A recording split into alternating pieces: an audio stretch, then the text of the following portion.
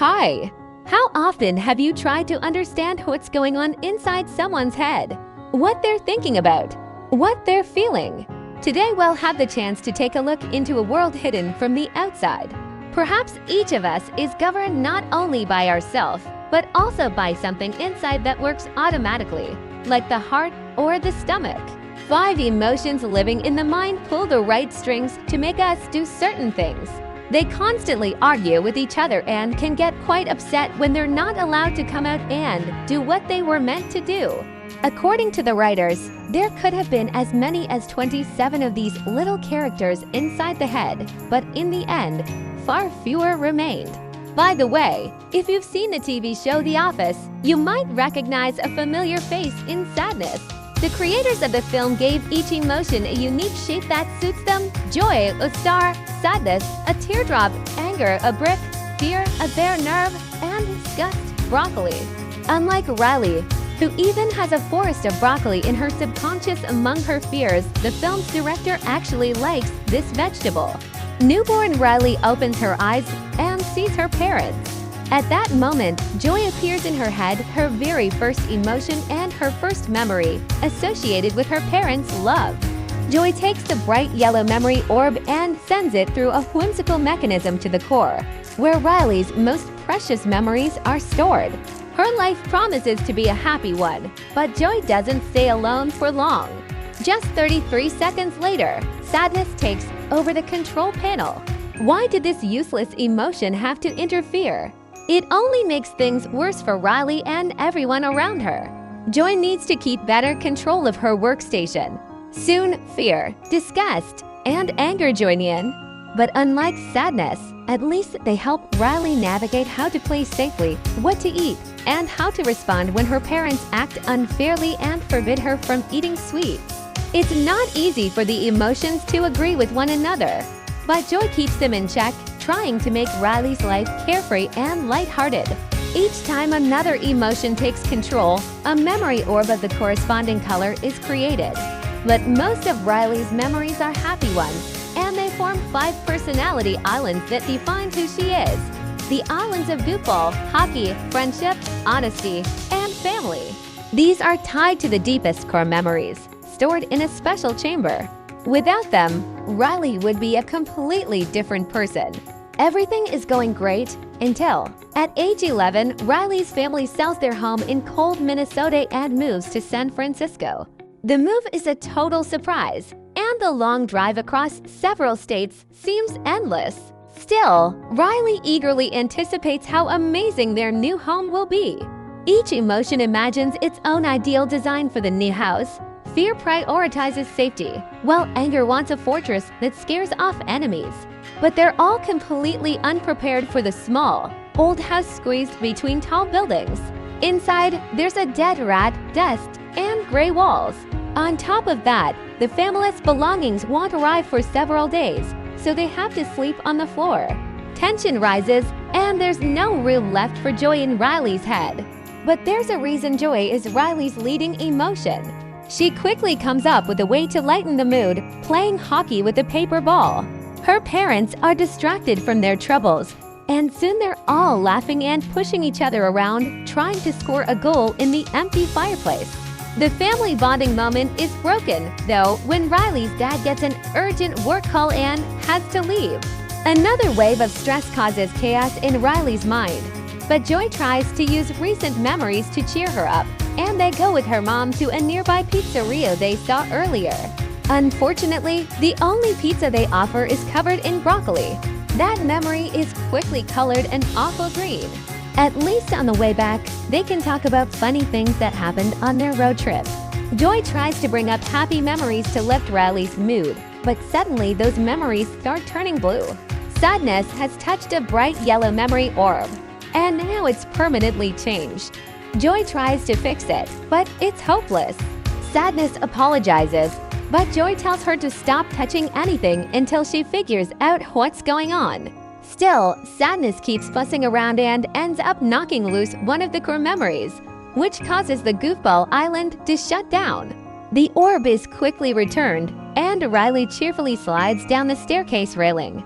Joy tries to calm Sadness, but every attempt to cheer her up fails. These emotions are complete opposites, and it's amazing how differently they view the same situation in Riley's life. To keep sadness from ruining anything else, Joy hands her instruction manuals that explain Riley's inner workings in detail. At bedtime, the parents are once again preoccupied with moving problems and forget to kiss their daughter goodnight. Riley has to call out to them, and only her mom comes in.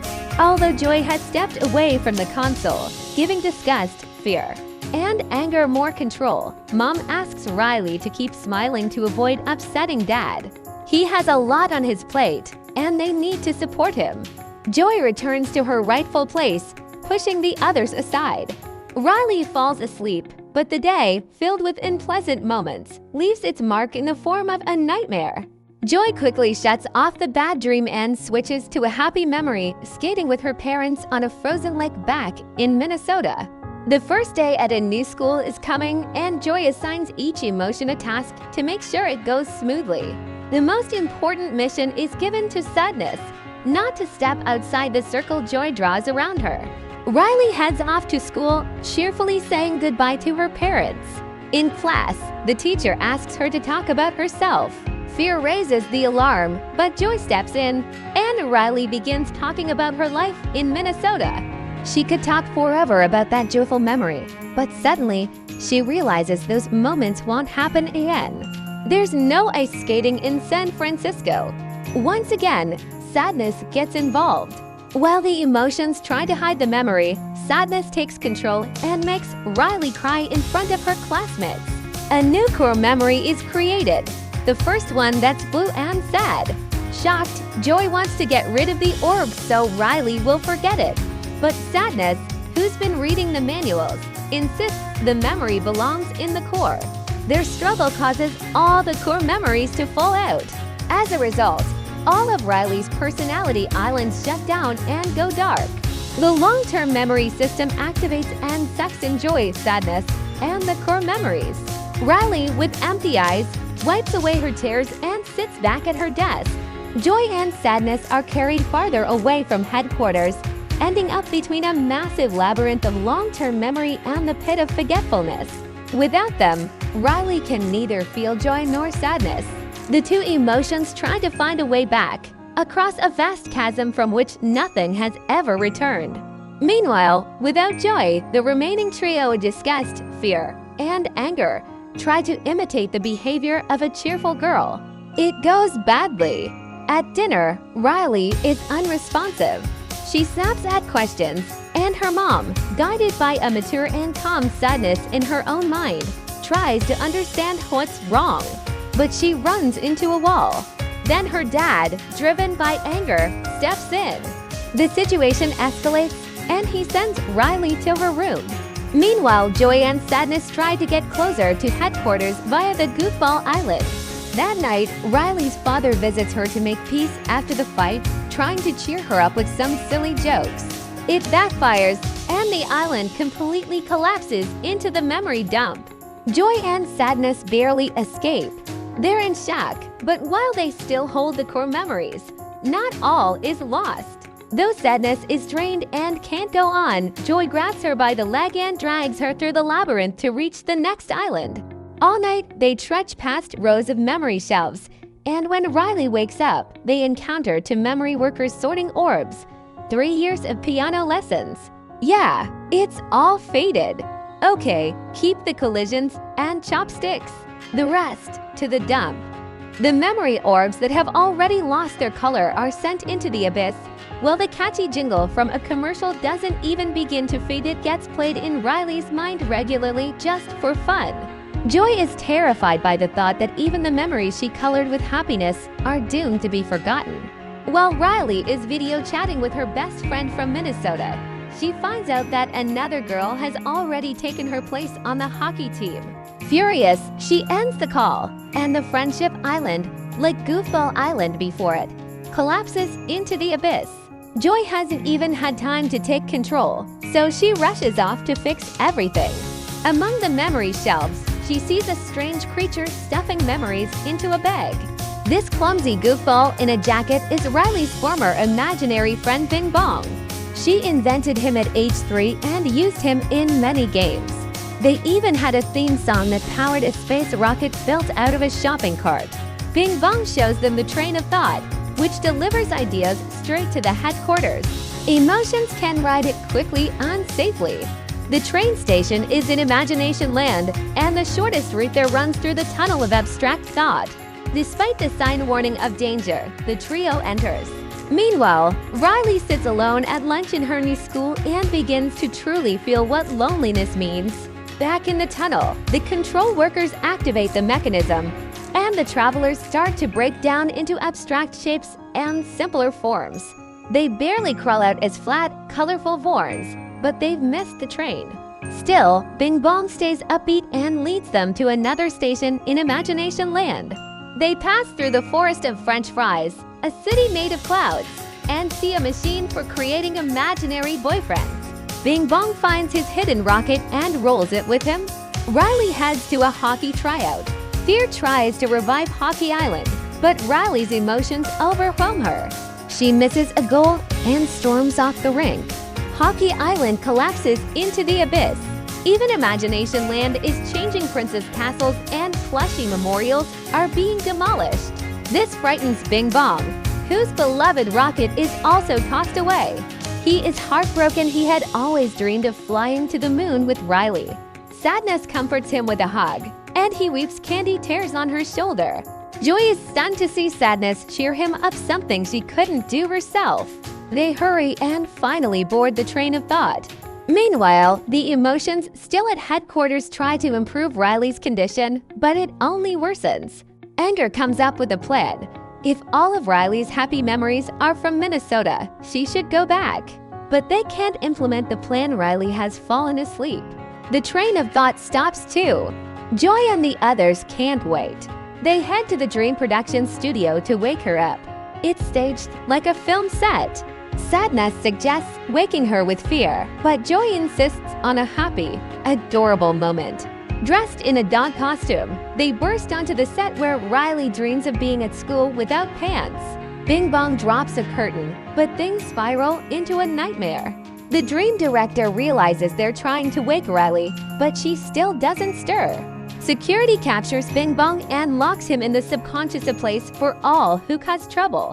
His bag holds Riley's core memories, so the emotions go in after him.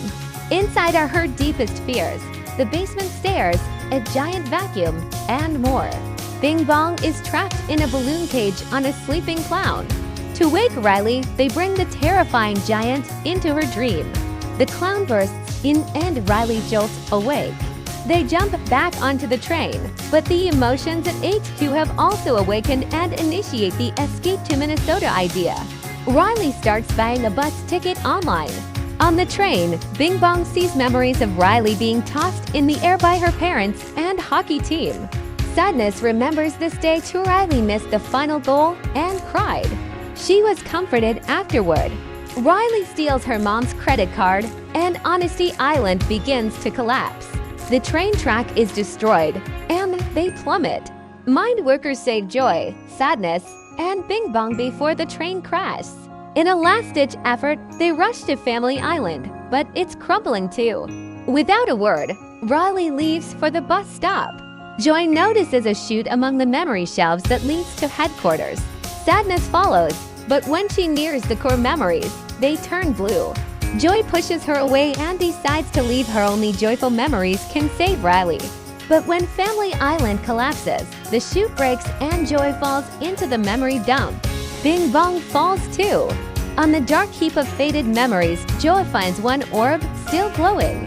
It's the sad one that caused the fight and launched their journey.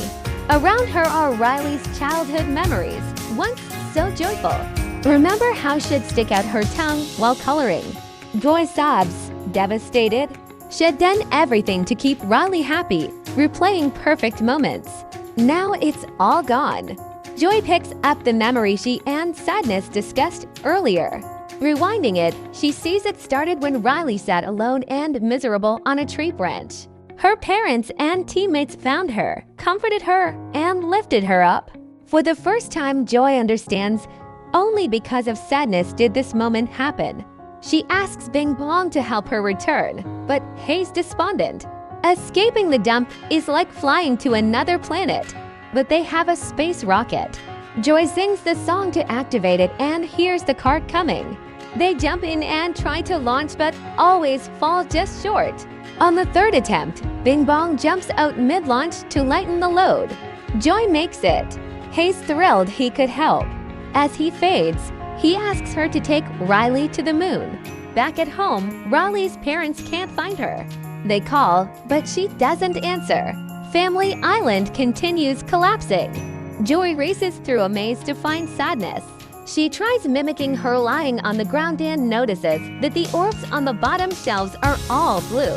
Following the trail, she finds Sadness, who tries to flee believing Riley is better off without her. At HQ, the remaining emotions panic as personality islands fall. They try to remove the escape idea bulb, but suddenly, the console powers down. Riley becomes emotionless, fixated only on leaving. In Imagination Land, Sadness sits on a rain cloud. Joy finds Riley's imaginary boyfriend and prints dozens of copies, stuffing them into Bing Bong's bag. They all say they'd die for Riley. Joy floats Sadness toward HQ on a balloon, then builds a tower of boyfriends and bounces off a trampoline on Family Island. Mid-jump, she grabs Sadness, and they bang on the control room window. Anger tries smashing it with a chair, it doesn't work. Disgust provokes him, and he erupts in flames, melting a hole. Joy and Sadness return, but Riley is already on the bus. Joy drags Sadness to the console. Sadness pulls out the idea bulb. Riley wakes up, realizes nothing good awaits her, and asks the driver to stop. She runs home. Her parents were about to call the police. They hug her tightly. Joy gives Sadness the core memories. They all turn blue. Sadness plays them on the projector. Riley cries she misses Minnesota, her friends, and the familiar happiness that can't be recreated. Her parents admit they miss it too. They embrace her. Sadness and Joy press a button together. A new core memory is created to colored for the first time. Riley's inner world becomes richer. Sadness finds her place.